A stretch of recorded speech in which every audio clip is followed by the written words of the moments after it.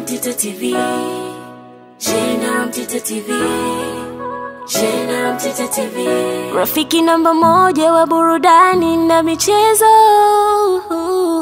Rafiki namba moja wa burudani na michezo. Licha ya maoni tofauti kutolewa kuhusiana na kiwango kilichoonyeshwa na mchezaji wa kimataifa kutoka Ivory Coast anayetumikia Simba, Jasha Ahua, juu ya kile alichokionyesha katika mechi walioshinda 1-0, mechi ya kwanza ya nusu finali ya kombe la shirikisho barani Afrika msimu wa 2024-2025 ambayo Simba walicheza nyumbani kwenye uwanja New Amani Complex dhidi ya Stellenbosch ya Afrika Kusini. Mchezaji huyo amekuwa miongoni mwa wale waliong'ara sana katika majumuisho ya mechi hizi za kwanza za nusu finali kombe la shirikisho barani Afrika, na hivyo kuwamo katika kikosi cha wachezaji nyota 11 ambao wanatokana na kiwango bora alichokionyesha kwenye mechi hizo. Ikumbukwe Simba ushindi wao dhidi ya Stellenbosch unawafanya nao wawe katika nafasi nzuri ya kusonga mbele kwa hatua ya finali, kwa sababu kwenye mechi ya marudiano itakayochezwa kule nchini Afrika Kusini, ushindi wao uliofanya usihusishe wao kuruhusu bao, maana yake ni kwamba watatakiwa wapate ushindi wowote ili wafuzu kwa hatua ya finali, lakini pia sare yoyote inawapeleka finali, ama kama wakifungwa basi kusiwe na tofauti ya mabao zaidi ya bao moja. Kinyume chake, endapo tafungwa 1-0, maana yake matokeo ya jumla yatakuwa 1-1 na mikwaju ya penalty itafuatia kutokana na kanuni za shirikisho la soka barani Afrika kwenye michuano hii ya kombe la shirikisho. Penalty hazina mwenyewe. Lakini endapo Simba itamudu kupata sare yoyote ama ushindi wowote ama kufungwa kwa tofauti ya mabao isiyozidi bao moja, maana yake Simba itakwenda finali. Ikifungwa 2-1 na kwenda finali, 3-2 na kwenda finali, na hiyo inatokana na kweli kwamba katika michuano ya CAF ya klabu na hata ya mataifa, pale panapokuwa kwenye hatua ya mtoano na kisha matokeo yakalingana nyumbani na ugenini, basi bao la ugenini linapata nafasi. Simba hawakuruhusu bao nyumbani, na hivyo kama watafungwa tofauti ya mabao isiyozidi bao moja na kisha wao wakawa wamefunga kwa mfano 2-1, 3-2, 4-3, Simba watakwenda finali. Sasa kwenye kikosi hicho bora cha wachezaji 11 kimehusisha mechi ya Simba dhidi ya Stellenbosch, lakini pia nusu finali nyingine iliyohusisha RS Berkane waliocheza nyumbani dhidi ya SES Constantine na kupata ushindi mnono wa mabao 4-0, hali inayofanya SES Constantine katika mechi ya marudiano, mechi zitakazochezwa Aprili 27, walazimike kupata ushindi wa kuanzia mabao 5 tofauti ya mabao ili wasonge mbele. Yani washinde 5-0 au 6-1 au 7-2, alimradi tofauti ya mabao ianzie 5 kwenda mbele, ndipo waweze kupindua meza na kuwatoa RS Berkane, kisha wao SES Constantine waende finali ya michuano hii ya kombe la shirikisho kwa msimu wa 2024-2025. Ikumbukwe ndugu mtazamaji wa jukwaa hili ni kwamba katika kila wiki ya CAF kwenye michuano ya kombe la shirikisho, michuano ya ligi ya mabingwa barani Afrika, huwa wanapatikana wachezaji 11 waliong'ara sana kuunda kikosi bora kitokanacho na kutambua kile walichokionyesha katika wiki husika. Hapa tunazungumzia kikosi bora cha mechi za kwanza za nusu finali kombe la shirikisho, kwa sababu Tanzania tuna interest, ndio tuna maslahi yetu katika michuano hiyo, kwa sababu wawakilishi wetu kwenye michuano hiyo Wekundu wa Msimbazi Simba wapo katika hatua ya nusu finali. Ligi ya mabingwa hatuna mwakilishi yoyote. Kwa sababu hiyo tuna maslahi kuona kikosi bora kilihusisha wachezaji gani. Ukiangalia kwa haraka kwenye kikosi cha wachezaji 11, Wekundu wa Msimbazi Simba wametoa wachezaji 3 akiwemo Jasha Ahua. RS Berkane walipata ushindi mnono mabao 4-0, ndio waliotawala kikosi hiki kwa sababu wametoa wachezaji 7 waliong'ara zaidi. Stellenbosch wametoa mchezaji mmoja, huko SES Constantine wakiwa hawana mchezaji yoyote aliyeingia katika kikosi bora.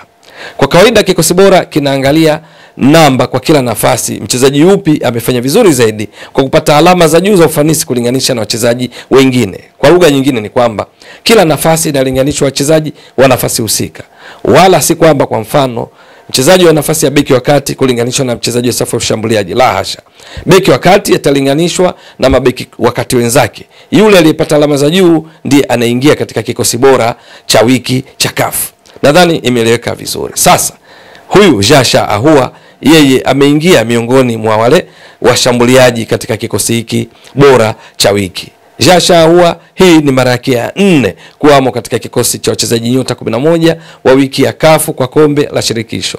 Kikosi kamili kipo vipi?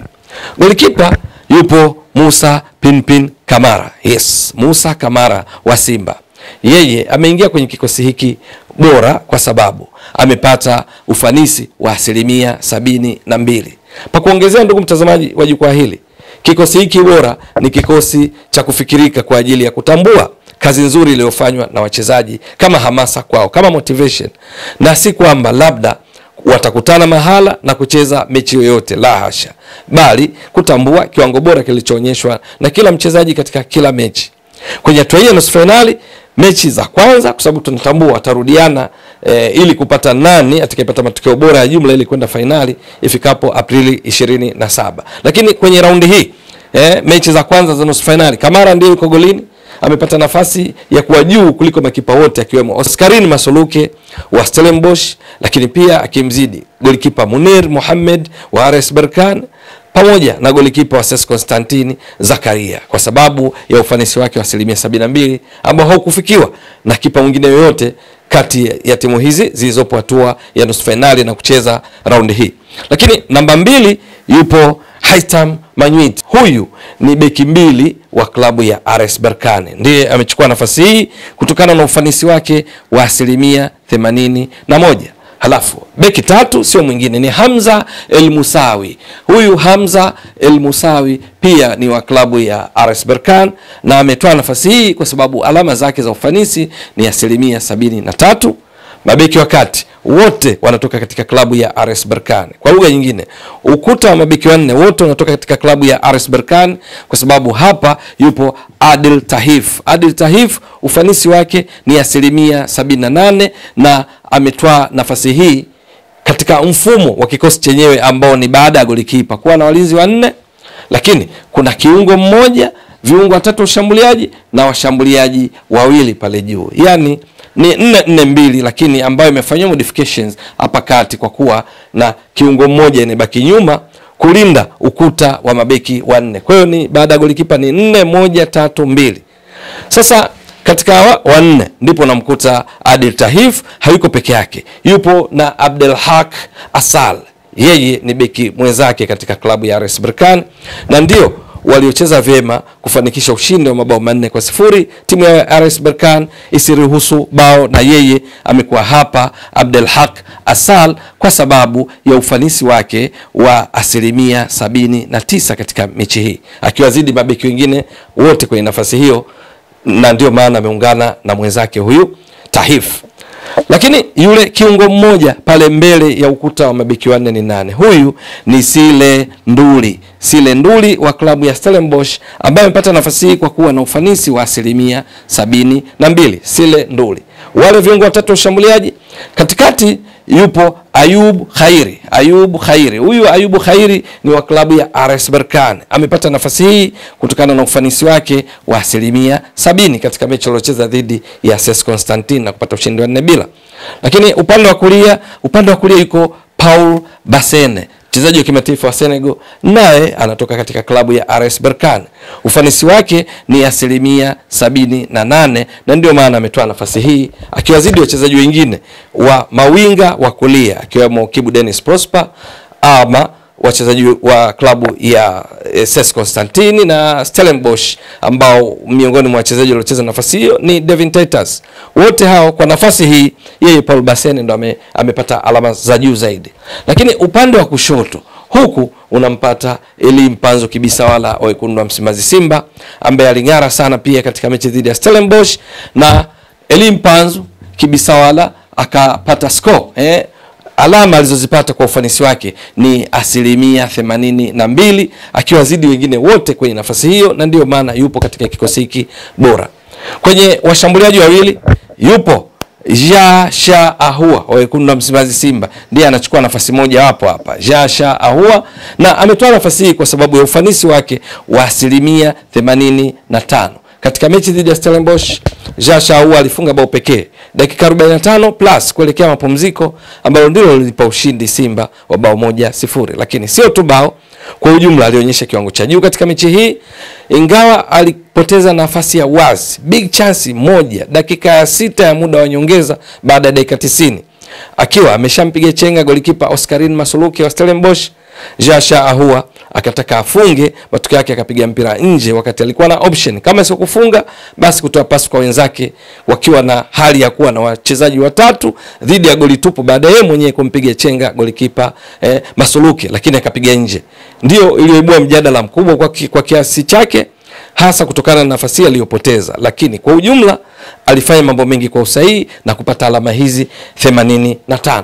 Lakini hayuko peke yake, yupo na kinara wa upachikaji mabao katika klabu ya RS Berkane. Huyu ni Osama Lamli, ambaye katika mechi dhidi ya Stellenbosch, dhidi ya CS Constantine, Osama Lamli aling'ara sana na kupata ufanisi alama 98%, wakati akisaidia klabu yake RS Berkane kupata ushindi mnono wa mabao 4-0. Kwa hiyo hawa ndio wachezaji 11 wanaounda kikosi bora cha mechi za kwanza za nusu finali kombe la shirikisho barani Afrika zilizohusisha wekundu wa Msimbazi Simba dhidi ya Stellenbosch, RS Berkane dhidi ya CS Constantine. Ukitazama hapa ndipo unaona Simba na wachezaji watatu ambao ni Kamara, Mpanzu pamoja na Jasha Ahua, wakati RS Berkane wakiwa na wachezaji 7, Stellenbosch wakiwa na mchezaji mmoja, CS Constantine hawana mchezaji yeyote. Lakini ukiangalia kwa undani zaidi utagundua kati ya wachezaji wote aliyepata alama za juu na kuwa ndio best katika mechi hizi za kwanza za nusu finali kombe la shirikisho alikuwa ni Osama Lamlui wa RS Berkane, ambaye alipata alama 98%. Wa pili si mwingine, ni huyu ambaye amekuwa gumzo juu ya kiwango alichokionyesha katika mechi dhidi ya Stellenbosch, baadhi wakimponda, lakini ushahidi ni kwamba amefanya vizuri sana na ndio maana yupo kwenye kikosi hiki bora, ufanisi wake ukiwa ni Jasha Ahua wa 85%. Ndio kuna mambo alizingua, lakini mengi alifanya vizuri na ndio maana amemweka hapo. Watatu akiwa ni Eli Mpanzu Kibisawala, ambaye yeye ufanisi wake tumeona ni 82%. Kwa hiyo hawa ndo wachezaji watatu bora waliong'ara zaidi kwa kupata alama za juu za ufanisi, lakini kikosi cha wachezaji bora 11 cha CAF hatua nusu finali ndio hiki ambacho Simba ametoa wachezaji watatu. Je, itakuwa vipi katika mechi ya marudiano Aprili 27? Hawa walioingia kwenye kikosi bora wataweza kuingia tena? Itakuwa vipi? Ni swala la kusubiri. Ewe mtazamaji wa channel hii, endelea kuiunga mkono kwa kuhakikisha kama una subscribe, una share, una like na kucomment. Mwasilishaji wako ni mimi Ramadhani Mbwanduke almaarufu kama Mzee wa Data. Shukran jazilan. Bye bye. Inawezekana ukajiuliza, hapa ni wapi? Hapa ni Kisasa Dodoma, na hii ni Brand Hotel. Je, unatafuta mahali pa kukaa wakati wa weekend au safari zako za kikazi? Basi unapofika Dodoma, ichague Brand Hotel. Ni hoteli ya kifahari, chaguo kamili kwako, yenye mandhari nzuri ya kuvutia. Tunajivunia huduma bora ya malazi, chakula na vinywaji. Utapata free breakfast, free wifi, free swimming pool. Vyumba vyetu ni vya kisasa na vifaa vya kipekee vinavyofanya siku yako kuwa ya kufurahisha na yenye kumbukumbu nzuri. Pia tuna kumbi za kisasa kwa ajili ya shughuli mbalimbali na garden ya kupigia picha. Tunapatikana Kisasa, Dodoma, Tanzania. Fanya booking online kupitia booking.com. Wasiliana nasi kwa simu namba 0773467756. Email brandhotel14@gmail.com. Brand Hotel, tunaamini kwenye ukarimu na huduma bora.